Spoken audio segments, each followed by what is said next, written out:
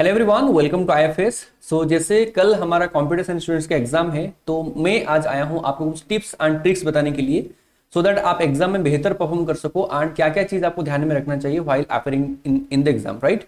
तो सबसे पहली बात यह है, जब हम बात करते हैं एग्जाम के बारे में, आपको पहले हैंड से ही मतलब बिफोर हैंड आपको प्रिपेयर रहना चाहिए। मैंने आपको पहले भी बताया था कि आपको पहली बात तो यह है एग्जाम सेंटर विजिट करना चाहिए कि एग्जाम सेंटर एग्जैक्टली में है क्या, कितना दूर आपके घर से है एंड उसको ट्रैवल करने के लिए कितना टाइम लग रहा है, ये सब आप पहले ही कैलकुलेट करके रखो सो दैट आप ऑन टाइम एग्जाम सेंटर में वहां पे पहुंच पाओ। ठीक है, एग्जाम सेंटर पहली बात है। दूसरा चीज, एडमिट कार्ड प्रॉपर्ली वहां पे डाउनलोड करो। ठीक है, एडमिट कार्ड जो तो आपने डेफिनेटली किया होगा। बहुत से स्टूडेंट्स क्या करते हैं ना कि उसको सोचते हैं कि ठीक है कल ही तो एग्जाम है, कल सुबह हम प्रिंट आउट कर लेंगे, लेकिन ये लास्ट मोमेंट में बहुत ही ज्यादा काइंड ऑफ दिक्कत देता है। आपको ये गलती नहीं करना है। एडमिट कार्ड हमेशा बिफोर हैंड डाउनलोड करके रखो।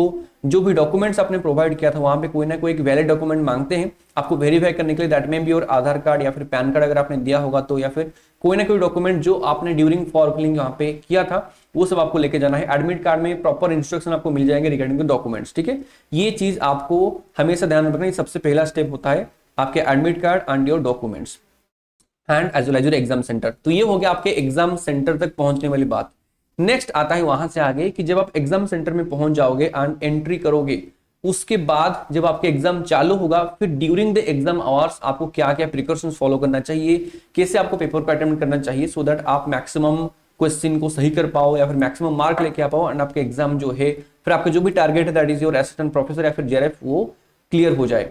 तो सबसे पहली बात करेंगे, यहाँ पे कुछ नहीं है, everything is all about your time management. आप जितना अच्छे से टाइम मैनेज करोगे, जितना अच्छे से अपने प्रिपेयर होके आए हो उसको आपने अगर अच्छे से डिलीवर किया सो दैट आपका एग्जाम क्लियर होगा। क्योंकि होता क्या है कि एग्जाम क्लियर होगा नहीं होगा वो इसके ऊपर डिपेंड नहीं करता है कि आपने कितना पढ़ के आए हो, ये बहुत सारे फैक्टर्स के ऊपर डिपेंड करता है कि आपने कितना पढ़ा है, आपका कॉन्सेप्ट कितना क्लियर है, आपने जो पढ़ा है उसको फिर एग्जाम हॉल में सही से डिलीवर कर रहे हो कि नहीं कर रहे हो, वहां से जो क्वेश्चन आए उसको आप सॉल्व नहीं हो रहा है कि नहीं हो रहा है कि नहीं हो रहा है, फिर विद इन द 3 आवर्स आप 150 क्वेश्चन को विजिट करके उसको फिर सॉल्व करे को नहीं कर रहे हो। ठीक है, तो इसके लिए आपको पता होगा कि हमारे पास दो पेपर होता है, वन इज पेपर 1 एंड दूसरा हमारे पास क्या होता है पेपर 2। तो दोनों के दोनों ही इंपॉर्टेंट है। ऐसा नहीं है कि आप पेपर 1 को नेग्लेक्ट कर रहे हो, पेपर 2 के ऊपर ज्यादा फोकस कर रहे हो, ये भी आपको नहीं करना है। दोनों के दोनों पेपर इंपॉर्टेंट है तो फिर दोनों को ही इक्वल इंपॉर्टेंस देना है।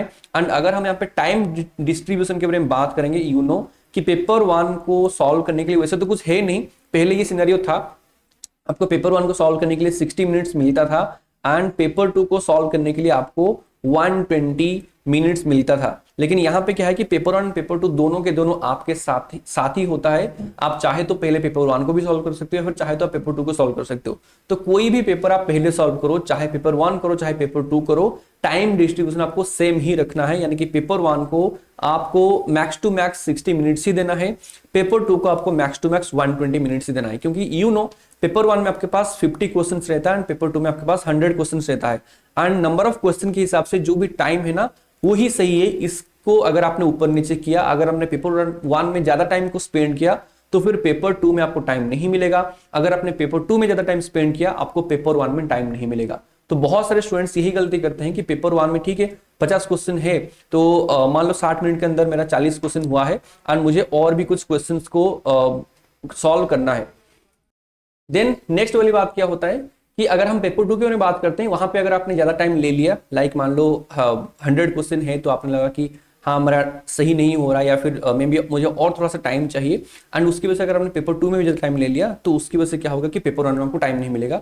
तो ये गलती आपको नहीं करना है। 60 मिनट है तो विद इन 60 मिनट ही आपको पेपर 1 को ही कंप्लीट करना है। अगर बाकी सब कुछ होने के बाद आपके पास टाइम बच रहा है तो फिर आप घूम के आ सकते हो। अगर आपने पेपर 1 को स्टार्ट किया एंड विद इन 60 मिनट आपने जितना भी क्वेश्चन किया उसको वहीं पर रखो, आप पेपर 2 के पास जाओ, पेपर 2 को सॉल्व करो। अगर पेपर 2 होने के बाद आपके पास टाइम बच रहा है तो फिर आप पेपर 1 के जो रिमेनिंग क्वेश्चन है उसको सॉल्व कर सकते हो। ठीक है, लेकिन हमेशा ये भी आप ध्यान रखो कि यहाँ पे कोई नेगेटिव मार्किंग नहीं है, वहां पे बहुत सारे ऑप्शंस आपको दिखते हैं। हमेशा ये भी एक चीज में हमेशा स्टूडेंट्स को बोलता हूं, you should always use all the options. यानी कि वहां पे आपके पास रहता है कि मार्क फॉर रिव्यू करने के लिए, answer and mark for review करने के लिए, वहां पे कुछ टैग लाइन बनाने के लिए भी आता है कि ताकि बाद में जैसे मान लो आपके पास 50 क्वेश्चन है तो मान लो आपको क्वेश्चन नंबर 31 में कुछ डाउट है, आप वहां पे श्योर नहीं हो कि 31 का आंसर बी होगा या फिर सी होगा, तो अगर आपने वहां पे मार्क फॉर रिव्यू नहीं किया तो फिर बाद में आपको याद नहीं रहेगा। इतने सारे क्वेश्चन है तो कौन सा क्वेश्चन मैंने छोड़ा था वो आपको याद नहीं रहेगा, जिसकी वजह से क्या होगा कि फिर आपको फिर ढूंढना पड़ेगा, वहां पर टाइम वेस्ट होगा। वहां पे आपको टाइम वेस्ट बिल्कुल नहीं करना है, जितना टाइम बचाओगे उतना अच्छा है, ठीक है। तो आप हमेशा सारे के सारे ऑप्शन को यूज करो वहां पे। अगर आपको 30 नंबर क्वेश्चन में कुछ डाउट है, आपको वापस से विजिट करना है, तो मार्क फॉर रिव्यू करो, वो देखोगे अलग सा कलर हो जाएगा, सो दैट आप इजिली उसको आइडेंटिफाई कर पाओ। ये पेपर 1 में भी एज वेल एज पेपर 2 में भी करना है। नेक्स्ट चीज क्या होता है यहाँ पे, टाइम मैनेजमेंट में दोनों पेपर के लिए ही आपको हमेशा 2-3 स्कैन करना है। लाइक जब आप पहली बार पेपर को देखोगे, ऐसा नहीं कि मान लो पहली बार में आपको क्या करना है, जो क्वेश्चन का आंसर आपको आता है देखते ही आपको उसी क्वेश्चन को आंसर करना है। जो क्वेश्चन आप देख रहे हो कि ठीक है थोड़ा सा टाइम लगेगा या फिर थोड़ा सा मुझे डाउट है कि होगा नहीं होगा, उस क्वेश्चन को आपको पहले स्कैन में नहीं करना है। आप पहले क्वेश्चन देखा, क्वेश्चन नंबर आना आता है, आंसर करो, आगे चलो। 2 आता है, आंसर करो, आगे चलो। 3 में डाउट है, थोड़ा सा टाइम लग सकता है, उसको मार्क फॉर रिव्यू कर दो, आगे चलो। फिर नेक्स्ट क्वेश्चन आ रहा है एक तो करो, नहीं तो फिर उसको स्किप करके आगे चलो। ऐसे में क्या होगा ना कि देखोगे आप 15 to 20 मिनट के अंदर आप 50 क्वेश्चन को कवर अप कर दोगे। उसमें से भी क्या क्या क्वेश्चन कहां में पूछा गया है, कितना क्वेश्चन आपका हो गया, कितना क्वेश्चन आपका बाकी रह गया, फिर वहां पे आपके दिमाग में एक मैप बन जाएगा, ठीक है बाकी इतना क्वेश्चन है, उसमें से मुझे और 10-15 क्वेश्चन आता है लेकिन थोड़ा टाइम टेकिंग है, तो सेकंड स्कैन में आप वो काम करोगे। फिर थर्ड स्कैन में जो बच गया उसको आप तुक्का लगाओ, जो करना है करो, ठीक है। Same for the paper 2 also, paper 2 में भी आपको करना है। ऐसे सीक्वेंस वाइज कभी नहीं करना है, वहां पे क्या आपका टाइम बर्बाद होगा एंड उसकी वजह से कब आपके एग्जाम खत्म हो जाएगा, कब वो ऑटो सबमिट हो जाएगा, वो पता नहीं चलेगा, ठीक है। ये गलती बहुत सारे स्टूडेंट्स करते हैं, जिसकी वजह से वो क्वेश्चंस को विजिट भी नहीं कर पाते हैं एंड वो आपके ऑटो सबमिट हो जाता है, ठीक है। तो ये गलती आपको नहीं करना है। तो ये कुछ था कि किस तरीके से आपको टाइम मैनेज करना है, वहां पे बिल्कुल घबराना भी नहीं है। डेफिनेटली वहां पे आप एग्जाम दे रहे हो तो एंग्जाइटी होगा, वहां पे प्रेशर आएगा, लेकिन रिलैक्स्ड होकर काम एंड कूल होकर एग्जाम में जाना है। एंड एग्जाम में थ्रू आउट द 3 आवर्स आपको आराम से वहां पे बैठना है। एंड देखो यहाँ पे नेगेटिव मार्किंग नहीं है, ये आपको ध्यान रखो, नो नेगेटिव मार्किंग। तो कोई भी क्वेश्चन को आपको छोड़ना नहीं है। मान लो आपने 150 क्वेश्चन में से 100 क्वेश्चन का आंसर किया है, 50 क्वेश्चन आपको नहीं आ रहा है, तो जो भी 50 क्वेश्चन नहीं आ रहा है ना, उसको छोड़ के मत आओ, वहां पे उसको आंसर लगाओ, कोई भी आंसर लगाओ। चाहे तो आप सेम आंसर भी कर सकते हो, सेम आंसर थोड़ा सा बेटर रहता है। तो अगर सेम आंसर करो ना कुछ वहां पे प्रोबेबिलिटी है कि आपका आंसर सही हो जाएगा। अगर आपने छोड़ के आ गया ना, वहां पे 0% हो जाएगा। तो कोई भी क्वेश्चन को छोड़ना नहीं है, आपको सिंपली हर एक क्वेश्चन को आंसर वहां पे करना है, क्योंकि कोई भी नेगेटिव मार्किंग नहीं है, ठीक है। तो ये था कुछ पॉइंट्स जो आपको ध्यान में रखना है। जैसे मैंने बोला, आपको एडमिट कार्ड, डॉक्यूमेंट सब साथ में लेके जाओ। यहाँ पे ड्यूरिंग एग्जाम हॉल 3 घंटा पूरा आपको बैठना है वहां पे। तो सारे के सारे ऑप्शंस को यूज करो एंड वहां पे टाइम मैनेजमेंट के ऊपर ज्यादा ध्यान दो, सो दैट आप आराम से सारे के सारे क्वेश्चन को विजिट कर पाओ एंड आंसर भी कर पाओ। अगर कोई क्वेश्चन नहीं आ रहा है, कोई घबराने की बात नहीं है, कोई दूसरा क्वेश्चन आ जाएगा। आप कितना भी पढ़ो, आपको सब कुछ क्वेश्चन नहीं आएगा, ये भी आपको पहले ही ध्यान में लेके जाना है, ठीक है।